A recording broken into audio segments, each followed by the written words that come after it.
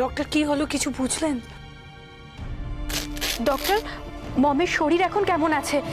বড় কোনো প্রবলেম হয়নি তো? প্রেশারটা দেখছি এক্সট্রিমলি হাই। হঠাৎ কোনো টেনশন কিংবা অ্যাংজাইটির কারণ হয়েছে নাকি?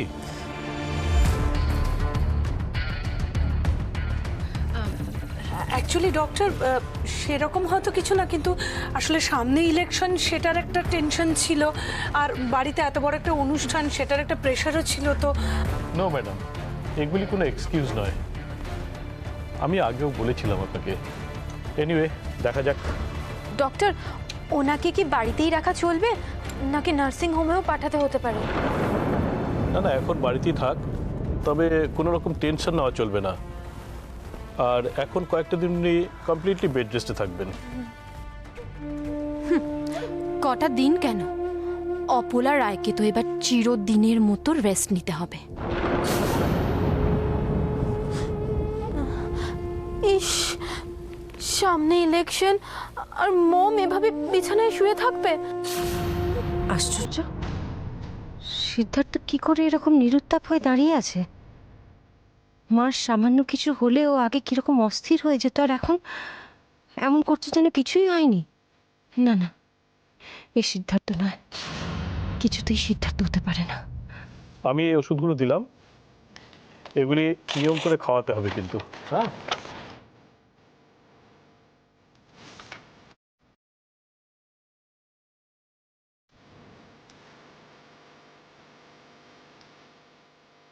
আমি এখন আসছি। ডেফিনেটলি।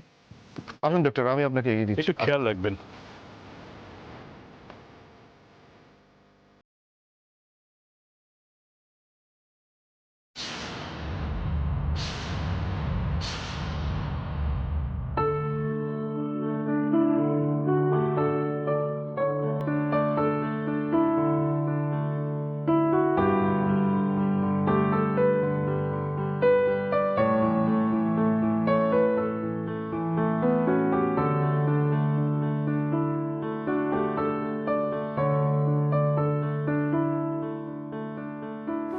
বলছি, ওখানে গিয়ে তো কিছু খাওয়া দাওয়া হলো না? মুড়িটা বল না তাড়াতাড়ি আনতে। বলছি দাঁড়া। ও ছোট মা, তোমার মুড়ি মাখা হলো? ওরে বাবা, দাঁড়া তো, এরকম বিরক্ত করিস না। উফ, বড় মা তাড়াতাড়ি করতে বলো না। আরে হয়ে গেছে হয়ে গেছে। এরা শোন, তুই না গেলে তাড়াতাড়ি দেবে না। তুই জানা বল না, বল এখনো মুড়ি মাখা না। তুই গিয়ে বল, তাড়াতাড়ি বল। যা। মা, কি গো, কি ছোট মা, এতক্ষণ লাগছে মুড়ি মাখতে? ওরে বাবা, যা হয়েছে দাও তো, সবার খিদে পেয়ে গেছে। এই চলো, সবাই মিলে একসাথে মুড়ি মাখা খাবো। আর শোনো, যে লজ্জা করে খাবে সেই কিন্তু ঠকবে, আগে থেকে বলে দিলাম।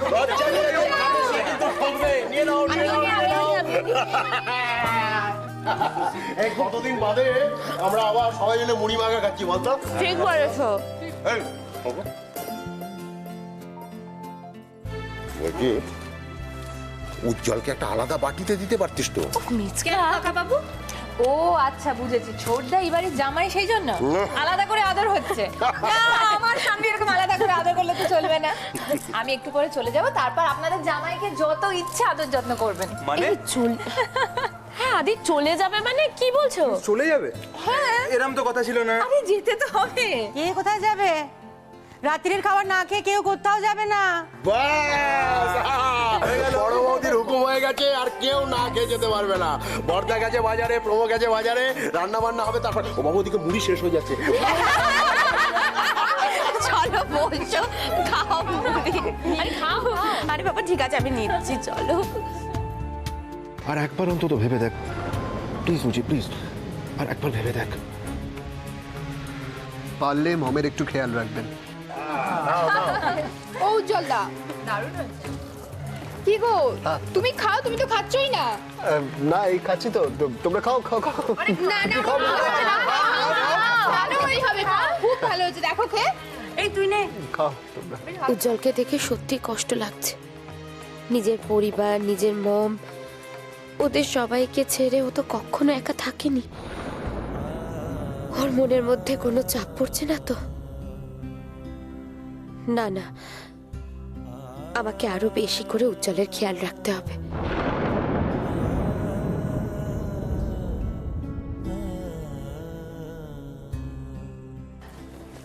রাশি, হ্যাঁ বলো। তোমার সাথে আমার একটা কথা ছিল। বলো না। যে ভদ্রলোকের রয় ম্যানশনে নতুন এন্ট্রি হয়েছে, মানে সিদ্ধার্থদা, সিদ্ধার্থদা কি সত্যি সিদ্ধার্থদা? আমার কিন্তু মনে হয় না। কেন বলো তো? বিনোদের ব্যাপারটা শুনে তোমার কিছু মনে হচ্ছে না? কি মনে হবে প্রিয়া? বাইরে চলো বলছি, আসো।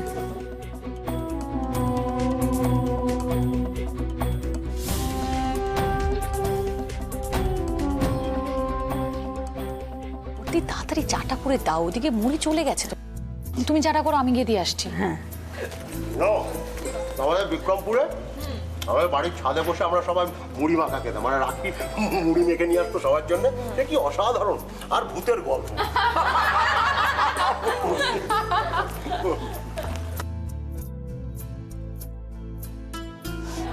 বর্দি, ব্যাস আমি দিয়ে আসি, তুমি বলো সবজিগুলো কেটে ফেলো। হ্যাঁ,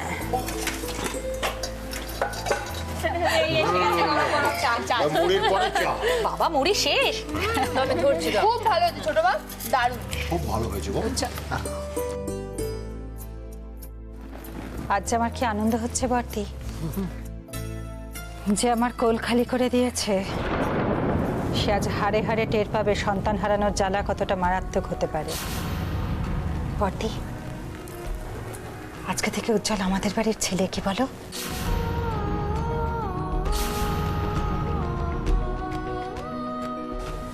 আমি চাইনি যে উজ্জ্বলের মায়ের কোল খালি করে দিই উজ্জ্বলকে এরকম নিজেদের ছেলের মতো করে আমাদের কাছে পেতে।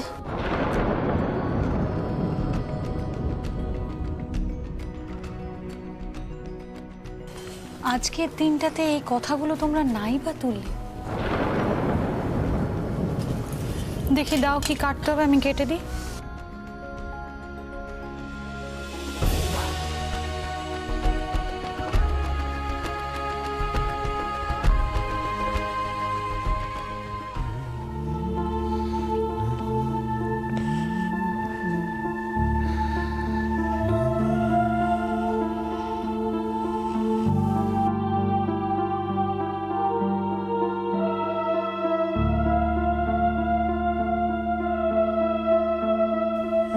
কি হলো তোজো? তুমি এখনো ঘুমোওনি? তুমি আমাকে ছেড়ে যাবে না, তুমি আমার কাছে শোবে। না বাবা, গ্র্যানির শরীর খারাপ, আমাকে একটু গ্র্যানির ঘরে যেতে হবে। তুমি একটু একা একা শো, হ্যাঁ? আমি যাই। না, আরে তুমি আমার কাছে থাকবে। না বাবা, তোমার কাছে থাকলে হবে না, তোমায় বললাম না গ্র্যানির শরীর খারাপ, আমাকে একটু যেতে হবে বাবা। জেদ করো আমার না। কাছে শোবে, তুমি আচ্ছা শোবো, আচ্ছা আচ্ছা আমি ঘুরে আসি, ঘুরে এসে তোমার কাছে শোবো। না না, এখনই শোবে, এখন তো এতক্ষণ ছিলাম বাবা, এতক্ষণ তো ছিলাম, তা সত্ত্বেও তুমি কেন জেদ করছো? না এখনো থাকছো। আর না বাবা, এখন না, এখন না, এখন না, আমার পরে। কাছে তোকে শুতে। তোজো, কতবার তো তোমাকে বলছি, কেন জেদ করছো তুমি? বারবার বললে একটা।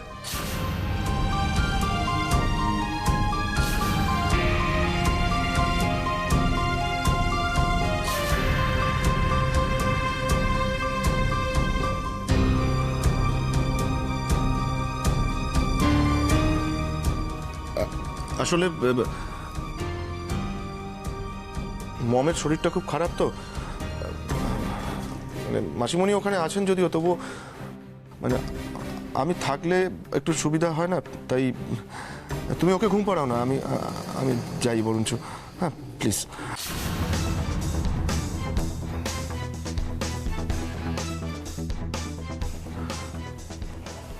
মা তোমায় ঘুম পাড়িয়ে দিচ্ছি তো, যোগ এটা, তুমি শুয়ে পড়ো। Good night.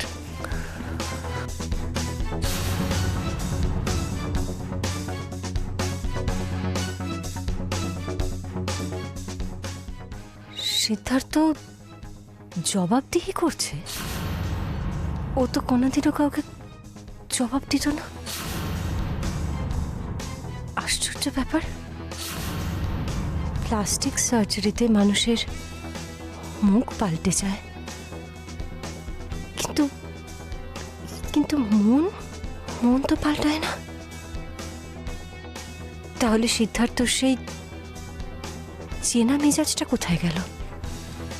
ও তো কোনোদিনও তোজোকে এভাবে বকাবকি করেনি।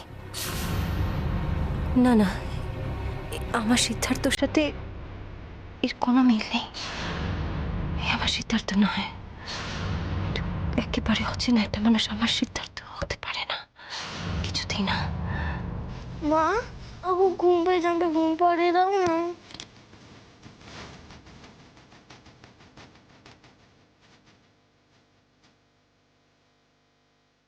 বিনোদের এই অ্যাক্সিডেন্টের পর পুরো ব্যাপারটা আরো ক্লিয়ার হয়ে গেছে। এখন 2 এ 4 করতে তো কোনো অসুবিধাই হবে না প্রিয়া। শোনো না, এই যে বিনোদের যে অ্যাক্সিডেন্টটা হয়েছে সেটা তুমি কি করে জানলে? এটাও ধরে নাও একটা অ্যাক্সিডেন্ট। আমি সেই সময় বিয়ে বাড়িতেই আসছিলাম।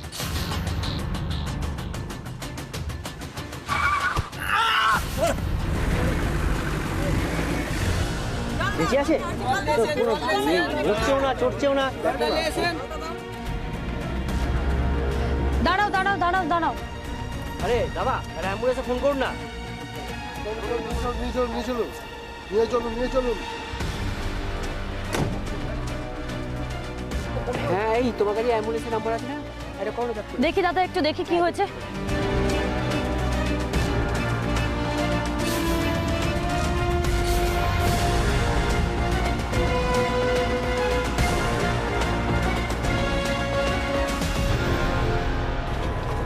হ্যালো,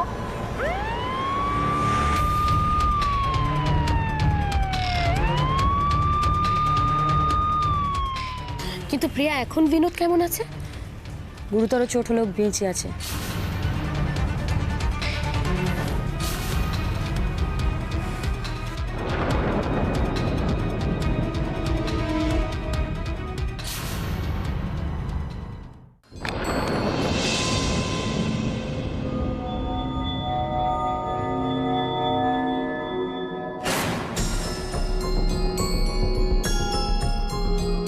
কি দেখছো মন হা করে? তোমাকে। তবে যাই বলো, আজকে যা হলো সেটা আমাদের জন্য ভালোই হলো, তাই না? কেন, তোমার কি কোনো সন্দেহ আছে? ভিকি, তোমার এই ক্যাজুয়াল অ্যাটিটিউডটা না আমার সবসময় ভালো লাগে না।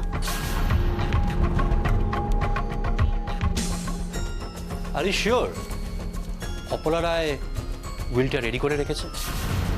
ইয়েস, কারণ ওই উইল অনুযায়ী সব প্রপার্টির মালিক এখন উজ্জ্বল। যাক, তাহলে তো সব প্রবলেম সলভ হয়ে গেল। ভিকি, দরজাটা খোলা আছে।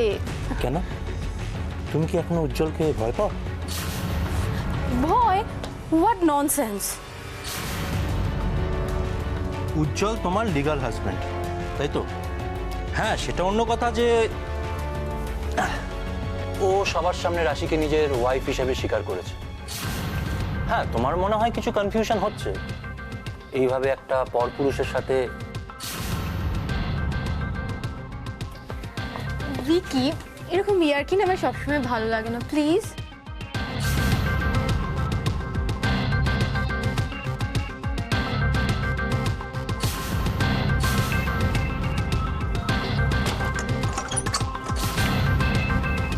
তার মানে এখন আমাদের অপলা রায়কে নিজের রাস্তা থেকে সরাতে হবে। আর যেভাবেই হোক ওই মহিলাকে দিয়ে পাওয়ার অফ অ্যাটর্নিতে সাইন করাতে হবে। এক্স্যাক্টলি। আর তারপর? কি তারপর? তারপর সব তোমার, আমার।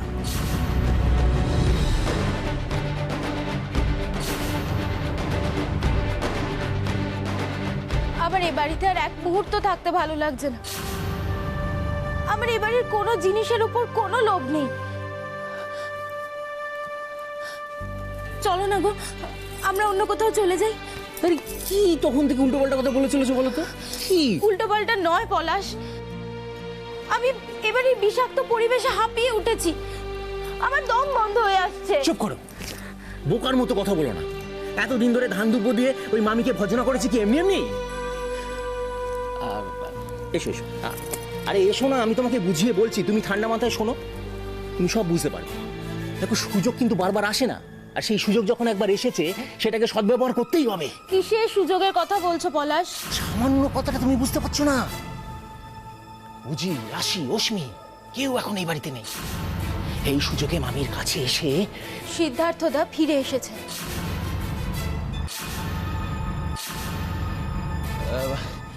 মানু, তোমার কি মনে হয় ওই ওই লোকটা সত্যি সত্যি সিদ্ধার্থদা? সেটা আর কদিনের মধ্যেই প্রমাণ হয়ে যাবে। সিদ্ধার্থদা উজ্জ্বলদাকে খুব ভালোবাসতো, আর উনি যদি সত্যি সিদ্ধার্থদা হয়ে থাকেন তাহলে উনি মামিকে বুঝিয়ে ঠিক উজ্জ্বলদা আর রাশিকে ফিরিয়ে আনবেন। অত সহজ? হ্যাঁ, এত সহজে মামি ওদের ফিরিয়ে আনবে, বিশেষ করে ওই রাশিকে? হ্যাঁ, ভুলেও ভেবো না। তাতেই তো প্রমাণ হয়ে যাবে সিদ্ধার্থদা সত্যি এ বাড়িতে ফিরে এসেছেন কিনা। ব্যাস, তাহলে তো হয়েই গেল।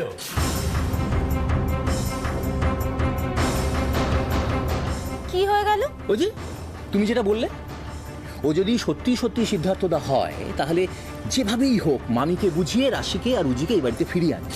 তাহলে আমাদের এখন কি করা উচিত? অপেক্ষা করা উচিত রাশি আর উজিকে ওয়েলকাম করার জন্যে। তার মানেটা কি দাঁড়ালো? আমাদের তো আর এই বাড়ি ছেড়ে যাওয়ার প্রশ্নই উঠলো না।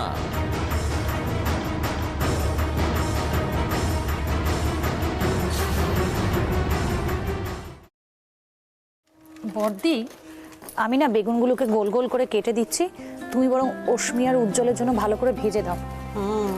তাহলে মাছের ঝোলটা হোক, নামাই, তারপরে বেগুনটা ভাজি। তার মানে বর্দি, ডাল, বেগুন ভাজা আর মাছের ঝোল। আচ্ছা, এই ছোট ছোট চারাপোনা খেতে পারবে উজ্জ্বল কাটা বেছে? ওর তো এই সমস্ত খেয়ে অভ্যেস নেই। কি করবো ছোট? সেরকম হলে কাটা বেছে খাইয়ে দেবো। কি হবে রে ছোট? উজ্জ্বল তো জানে সবই আমাদের, ওর তো কিছু অজানা নয়। আর এই মাছও যে রোজ দিন জুটবে এমন তো কোনো কথা নেই। তাতে কি হয়েছে বর্দি? ভালোবাসার তো এখানে কোনো অভাব হবে না, তাই না? তুমি দেখো বর্দি, রাশি আর উজ্জ্বল এখানে খুব ভালো থাকবে। জানো তো, আজ না আমার খুব আনন্দ হচ্ছে। হ্যাঁ রে ছোট, হ্যাঁ গো বর্দি, আমার কি মনে হচ্ছে জানো? আমার শুধু মনে হচ্ছে কি মৃন্ময়টা যেন আমার কাছে আবার ফিরে এসেছে। আশ্চর্য মানুষেরা, কত সহজে সবাইকে আপন করে নিতে পারে। মম মৃন্ময়কে খুন করিয়েছে সেটা জানার পরেও ছোটদাকে এরা কত ভালোবাসে, ছোটদার জন্য কত চিন্তা করছে। রাশিকে আমার খুব হিংসে হচ্ছে, এই জন্য যে ও এরকম একটা পরিবারে জন্মেছে। আমি শিওর মিসেস অপলারা এই অ্যাক্সিডেন্টটা করিয়েছে। কিন্তু একটা জিনিস আমি বুঝতে পারছি না যে এতদিন পরে মম হঠাৎ বিনোদকে মারতে যাবে কেন? ব্যাপারটা খুব সিম্পল উজ্জ্বল। যে লোকটাকে তোমার দাদাভাই সাজিয়ে ওই রয় ম্যানশনে আনা হয়েছে, সে সত্যি সত্যি তোমার দাদাভাই কিনা সেটা যাতে কেউ ভেরিফাই করতে না পারে, তাই।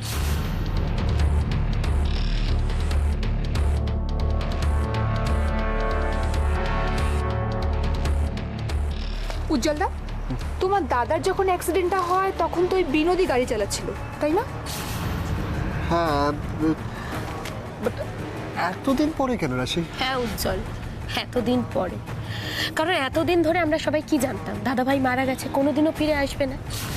কিন্তু হঠাৎ যখন এতদিন পরে দাদাভাই সাজিয়ে কাউকে আনা হলো, তাও আবার অন্যরকম একটা মুখ নিয়ে। তাছাড়া এই যে এই প্লাস্টিক সার্জারির গল্পটা, সেটা তো কেউ বিশ্বাস নাই করতে পারে, যাতে বিনোদের কাছে গিয়ে কেউ সত্যিটা না জানতে পারে, তাই। ঠিক, রাশি একদম ঠিক বলছে।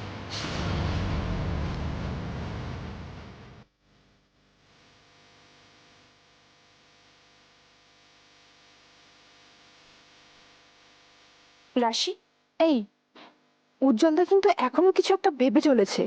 এক মিনিট দাঁড়া। প্রিয়া, প্রিয়া, তুমি কি বললে? বিনোদ এখনো বেঁচে আছে, তাই তো? হ্যাঁ। ব্যাস, তাহলে কাল সকালে আমাদের প্রথম কাজ হবে হসপিটালে গিয়ে বিনোদের সাথে দেখা করা, কারণ ওই আমাদের সব সত্যিটা বলতে পারে। রাশি, তুমি একদম ঠিক বলেছো, কিন্তু দুটো জিনিস। ফার্স্টলি, যে লোকটা রয় মেনশনে আছে সে আসল সিদ্ধার্থ কিনা, অ্যান্ড সেকেন্ডলি সে রয় মেনশনে আছে কেন, তার কারণটা কি, এই দুটো জিনিস জানা আমাদের খুব প্রয়োজনীয়। ঠিক। আর আমার হিসেব যদি ভুল না হয় তাহলে বিনোদই আমাদেরকে বলতে পারবে যে এখন রয় ম্যানশনে যে সিদ্ধার্থ আছে সে আসল না নকল।